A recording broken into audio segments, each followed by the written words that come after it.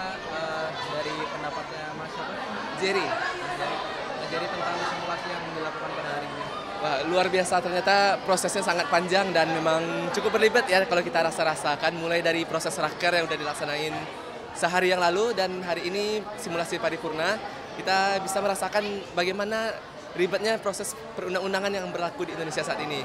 Dan memang ternyata tidak heran juga kalau kenapa peraturan itu banyak yang tidak sejalan dengan keinginan masyarakat, karena memang kebutuhannya banyak sekali pihak yang terlibat. Dan melalui proses ini diharapkannya masyarakat, khususnya mahasiswa yang terlibat dalam simulasi, bisa menjadi sumber bagi masyarakat dan mengajarkan bagaimana proses yang terjadi dan kenapa proses itu tidak selalu sesuai dengan keinginan masyarakat. Iya, jadi kalau yang saya lihat tadi itu sempat ada proses lobbying ya yang dilakukan ya. Itu kenapa Mas? Gitu. Ya, baik, tadi kenapa bisa lobbying? Ternyata salah satu rancangan undang-undang yang kita bahas dalam simulasi kali ini terdapat ketidaksepakatan antara kedelapan fraksi. Jadi diperlakukan sebuah proses lobbying untuk mencapai kesepakatan dalam musyawarah mufakat.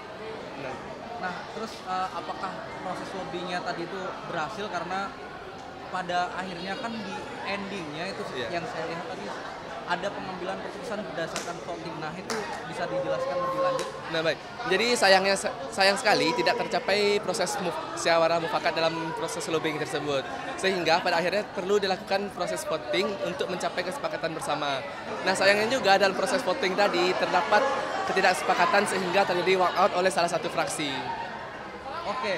Kalau seperti itu berarti apakah rapat tetap bisa dilanjutkan dan bagaimana untuk keputusan akhirnya di rapat sidang paripurna kali ini? Baik, jadi untuk rapat tetap dilanjutkan karena sayangnya fraksi yang walkout itu sudah memberikan suaranya sehingga suara dihitung tetap sah.